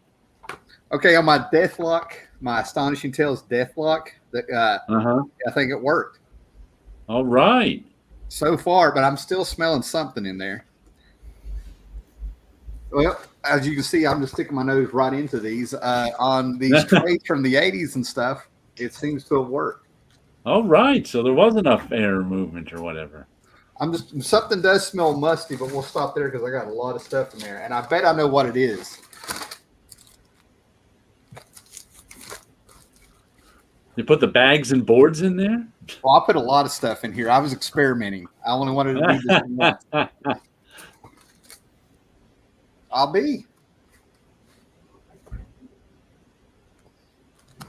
even through the habitats. All right. I think this worked. And now it's not perfect, but I mean, they still smell like old comics, but they're not like. They don't smell like musty old. It's funny. I've got Jeff Nicholson on my Facebook page. I'll have to send him this video. I was like, here's what my friend did to your musty book. I'm wondering if the musty smell is in the bag, like it's stuck in the bag in there. Could be. I mean, because I think you might be putting Paolo to sleep with this smelling part. Oh, sorry, man. I'm just sure everybody's like excited. No. I've been going to I'll sleep go for through quite the a rest while. of it, man. But yeah, I was surprised. I can still smell something musty, but I think it's soaked into the bag. Okay, that worked better than I thought. It's not perfect, but it's nothing like what it was. Yeah, that worked. I'm surprised. Uh-huh. We had all sorts of. Smell the inside. Smell the glove. Smell the glove. Here we go. It's a trick. It's a trap. None more silver. I'm getting Fenner psyched to try Love and Rockets again from the library. Yeah, that's good stuff. Yeah. Is it just collected stories from Love and Rockets? And yeah, it's collected. It's all the Luba stories from Love. The Luba should really be called the Three Sisters. I forget which forget her sister's name now, but it's really the story of those three sisters, Luba. But since Luba was the first one to appear, I guess all the stories are named after her, but they're kind of all in it equally. His soft cover of Chester Brown's Little Man is falling apart as well. Absorbing pellets. Yeah, I've heard kitty litter works pretty well for that stuff too. That was one of the choices I found on the internet. Well, I was looking up what could I experiment with, and I went with this. Whatever list I found was right there at the Arm & Hammer. I've used dryer sheets for years, and I tell you, man, maybe the dryer sheets are different. They used to work, but they haven't worked the last couple of years. Yeah. Okay. The chemicals in dryer sheets are really not good for you either. Okay. Yeah, that's what I've been. Yeah, I think Didn't they find out they cause cancer? In most cases, there's some sort of carcinogen going on. What? And the next thing I picked up from the library is another, library's great because it's free. I can do whimsical things. I picked up a Jonathan Hickman written, who's drawn this? Salvador LaRocca, and I guess Lanil Yu, X-Men Avengers book. And if I don't like it, who cares? It's from the library. I give it right back to them. I can't remember if it was Hickman's or Remender's. I actually gave it a little bit of a chance. And I'm like, this is like bad fan fiction. It did not feel like Avengers at all. And this is from 2016 also. I didn't realize. And let me put something out there. I like fan fiction. I get a kick out of some of it. You know what I mean? But this is volume 3, by the way. So I haven't read volumes 1 and 2, but who cares? Yeah. I just figured I'd check it out. I generally I like Hickman's indie work. I thought his Fantastic Four was awful. Mm-hmm. We'll see how his Avengers is. And Salvador LaRocca's good, so is Lanil Yu. Yeah, those Avengers are very, very boring. Yes, thank you. They talk too much and are very They talk too much and are very ineffective at doing anything. It's like watching C-SPAN. I don't expect to love it. I picked up. Well, go ahead, Jared. That's what's good about the library. They go back. Nothing. Yeah, they go back. I remember picking up a random issue of the Avengers just to see how Marvel was doing. Obviously, I mean, I have no hope anymore. Let's just put it that way. This is when I had like a little bit of hope, like maybe they'll turn the corner. And I open it up, and the first thing they do is they attack the Yesterday Quest, my favorite Avengers story ever. You know what I mean? And they're sitting there with the High Evolutionary telling Quicksilver and Scarlet Witch that they were failures because they have a caffeine addiction. You know, and I was like, what is this? What are you doing? They said Magneto wasn't really their dad. They weren't even mutants. I don't know. I was just like, what are they doing? I knew it had something to do with like movie studios. Do you guys read enough Avatar Press books to know it has its own distinctive smell? They do. I'm I going thought to the tell you one smell of was just because the artwork stunk. what? I did not like any of the artists they ever had on any of the Avatar books. It's like Alan Moore wrote a whole bunch of them, but Yeah, the artists were just not up to snuff as far as I was concerned. What about I know what series? you mean, but I'm okay with most of them. Yeah. They depend on sort of like a heavily inked, dark style that obscures a lot of stuff.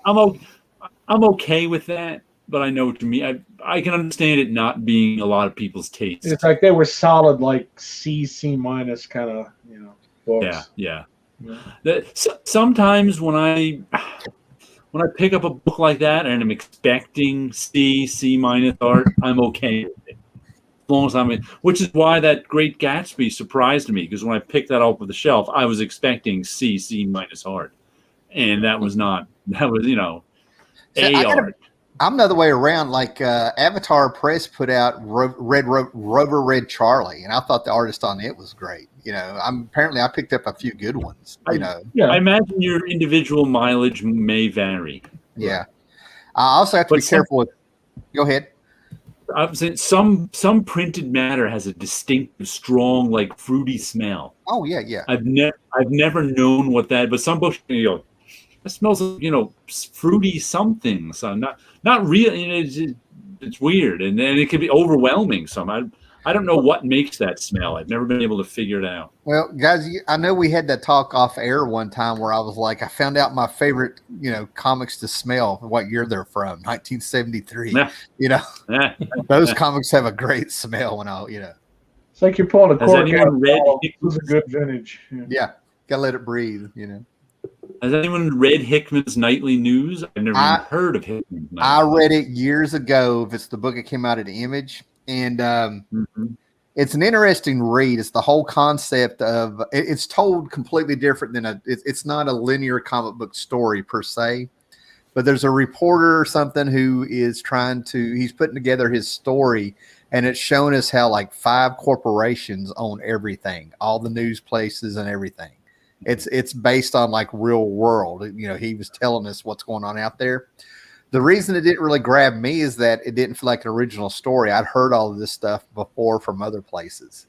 You know what I mean? It's almost like he watched Leonard Nimoy, Ripley's Believe It or Not, those kind of shows from the 70s and stuff, and just made it into a comic book form. A little bit of conspiracy mixed in with real world stuff. Gore Vidal just said, wasn't Uber an Avatar and Uber Avatar? Yeah, Uber I think was Avatar and Crossed, if I'm not mistaken. Uber's one of my favorites. That was really good. Awesome.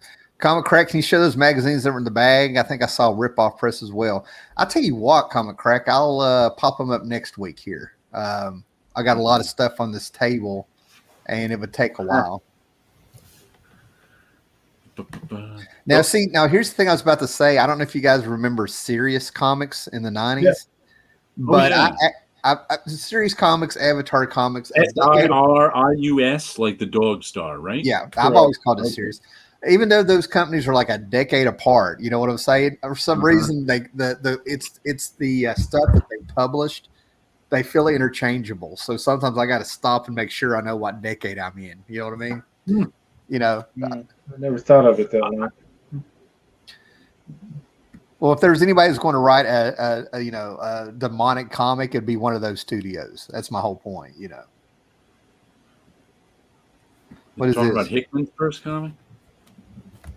That's the first time I heard of Hickman. Okay. He was one of those guys that was doing his own thing, and I think Marvel headhunted him. It was him and Remender.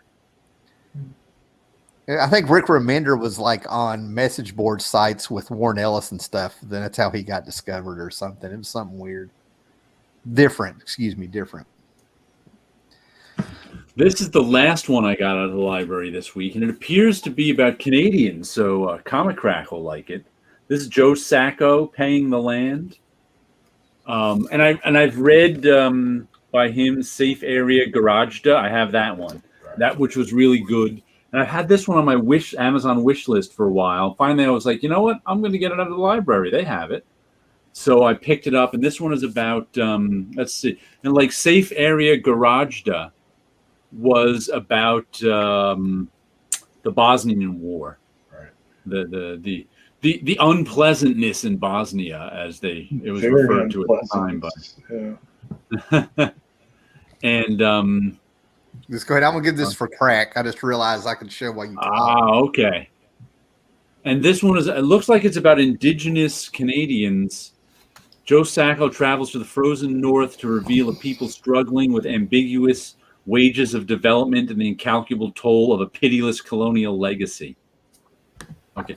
The subarctic Canadian Northwest Territories are also home to valuable natural resources. So I guess it's about the, what do they call them in Canada? The First Nations people dealing with living on land that has lots of resources that everybody else wants.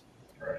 Well, we'll see. Like, I really liked Safe Area Garajda, so Garazda, however you say that. So I'm looking forward to reading that one. What other books did you have? Have you guys ever read any Joe Sacco? No, but I am familiar with the book you're just talking about, the Safe Area Garage. Yeah, it's really he's kind of a reporter, cartoonist. Like Safe Area Garage, he was living in which city was it that got Sarajevo? I think was it Sarajevo? It may have been one of the smaller cities. Joe Kubert did a book on Sarajevo. Yeah, that was that's my favorite Joe Kubert book. That to me is the only A-level Joe Kubert. My it's not A-level comic, not A-level work by Joe. To me, Joe Kubert is an A-level talent who was never on any A-level books. That was just the way his career worked out to me. I mean, any book you pick up drawn by Joe Kubert is good, but it's Joe Kubert who makes it good. The story usually isn't particularly great. Gotcha. But that's just the era he worked in. But I think, Facts from Sarajevo is great. That is my favorite Joe Kubert. I think that's I read really good reviews of that and Safe Area both. Yeah. A lot of people had a lot of praise for both those two. You know what? I'll tell you a book that I was really surprised Kubert worked on. And I've got like 2 or 3 left over from my stepdad's collection in the 70s. You ever heard of a book called Blitzkrieg from the 70s? Blitzkrieg? Thank you. Oh, yeah. The DC book? It was a DC book, and it only lasted a few issues, and it wasn't super controversial. It's nothing like, today people would lose their minds, but they told war stories from the German point of view, if you will, in World War II. And it lasted like 5 or 6 issues. I never bought the books. They were just in the stepdad's collection with the war books, the Unknown Soldier and the Sergeant Rocks and all that stuff.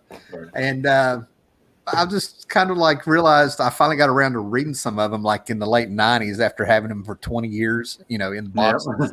And I was like, wait a minute. And it was like I had a moment where it blew my mind that I'm like, they're telling it from the Nazi standpoint. I was like, oh my God. I see that. I see that Blitzkrieg book all the time on. There's a YouTuber in Vegas. What's his name? Arkham Comics. I think he deals in comics too, but he shows off the comics he got every week. But he tells and he buys issues, especially issue 1 of Blitzkrieg, all the time. Arkham Comics. And he tells the story about how that's his favorite comic, because how when he first got into comics, there was an older guy who was a friend of his who got him into comics. And that was one of the first comics he gave him. And then the guy died young. So he always thinks of that, his, friend who got him his older friend who got him that comic when he was young, whenever he buys it. So he keeps buying issues of it whenever he sees them. I was like, that's a nice story. Yeah, I think there's some kind of unwritten law, at least maybe here in the United States, like once you turn 50, you turn into a World War II expert. And there's some truth in that. There really is. Yeah, and 40 years ago, everybody was a Civil War expert because they were still World War II vets around who could have known what they were talking about. Now, I got you. There's Yeah, even mentioning various Joe Sacco Mhm. books in here too that are all good. His stuff is all good. We're losing Paolo, and actually, I got about maybe Yeah. 10 more minutes, guys. We got to get the computer Okay. back to the Okay, well, nerd. I got something I want to show you that I got. Absolutely. Oh, let's I've waited see. for this for a year. Okay. You waited to the end of the show, Scott. You should have been like right up front, number This is one. the third Hold on. issue of Kong Crew. Is that the French Oh. one? That is well, this one's in English, but yeah, it's a French publisher. That's the one you mentioned before that you've been looking for. I had to order it from France, and I think the fourth one's going to come out in about September. But man, he keeps hitting these out of the park. It's just fantastic. The story is what if Kong had lived at the end of the movie. And Which movie? The 30s? The 30s movie. King Kong version. Yeah, this book's set in the 40s. Okay. And basically Manhattan devolves into kind of like a primordial state where you've got not only Kong, but you've got jungle and you've got raptors and you've got pterodactyls flying around. It's good stuff, man. But that was comic size, right? I'm sorry? That's comic size. Yeah, it's a comic. Let me see if I can find you a good page to show you. Are they bigger in Europe, Paolo? Yeah, that should be album. You can see that on the screen. Hold it up. I'm going to put you on solo. There you go. Which way are we going? Okay, there's a megalodon that's in the Hudson River. Oh, that's why there was a giant shark on the cover. Yeah. And let me see if I can find some other stuff to show you here. Architectural Foam Panel says who's responsible for Kong Crew, Scott? The artist's name is Eric Hengrell. The publisher is Caurette, Caurette. Let's see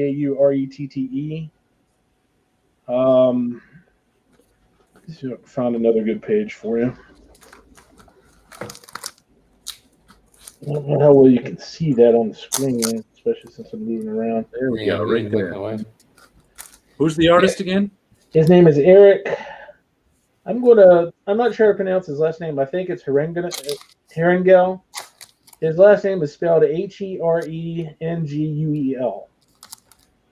And he's very much in the style of like an illustrative style of comic, like Milk Caniff. You see a little bit of, influence from Milk Caniff. Maybe a little Jack Davis, and then some more modern artists too. Like you see a little bit of Dave Stevens and his storytelling. Let's see something here.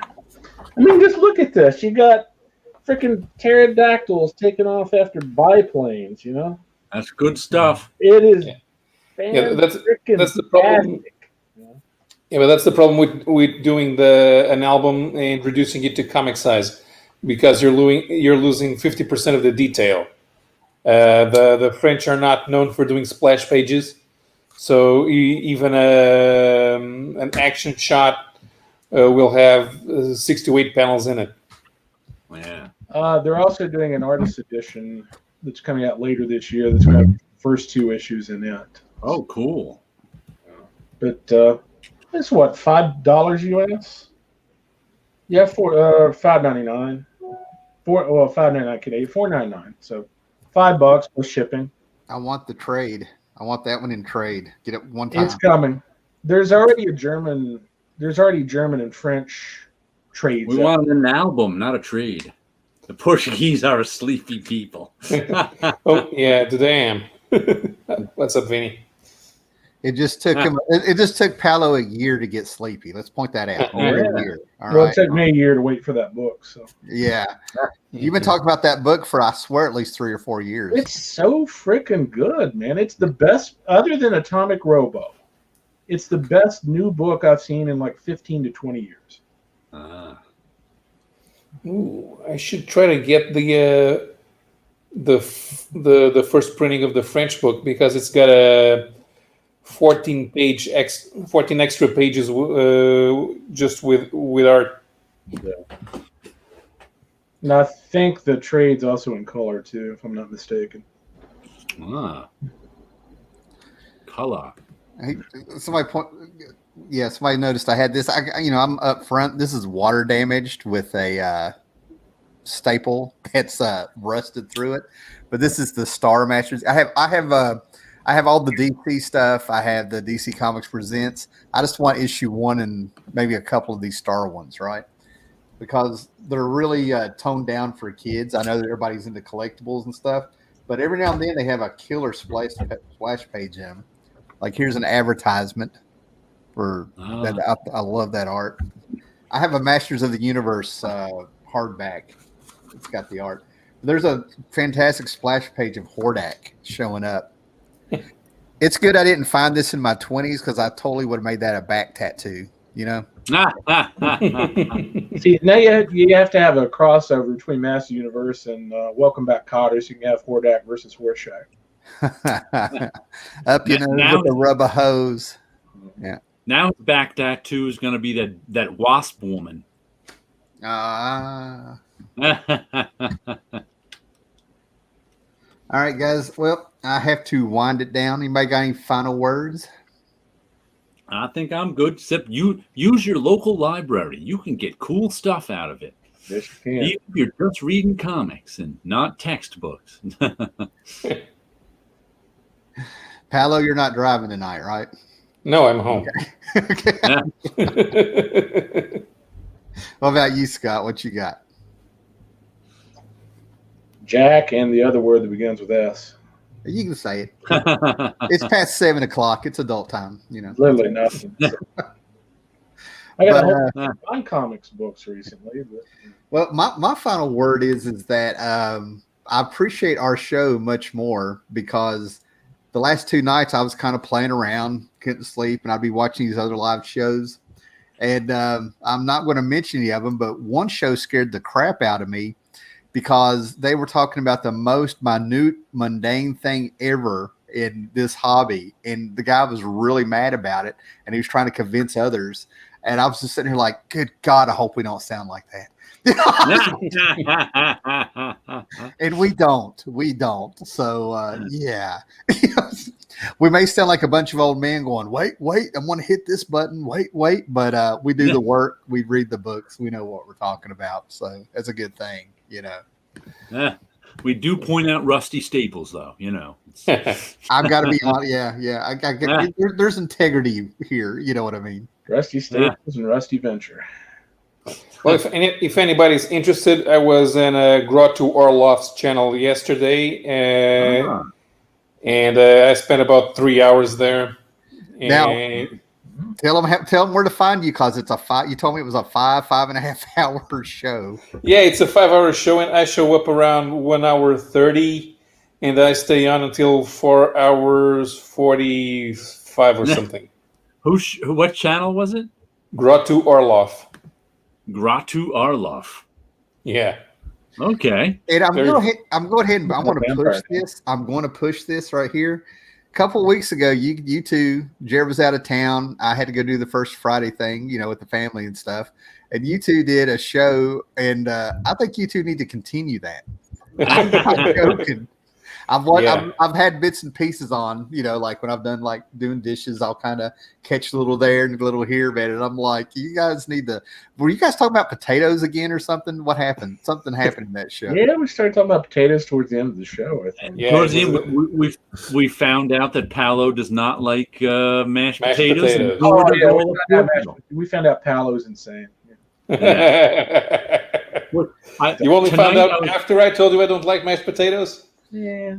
Tonight I made some baked macaroni and cheese, and I was eating it, and I'm going, I wonder if they eat macaroni and cheese in Portugal.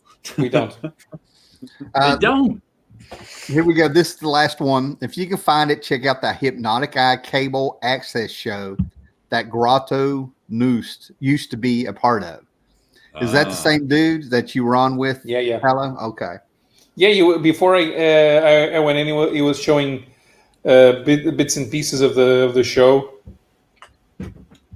because he was part of the creative team on the show. Cool. Okay. All right, guys.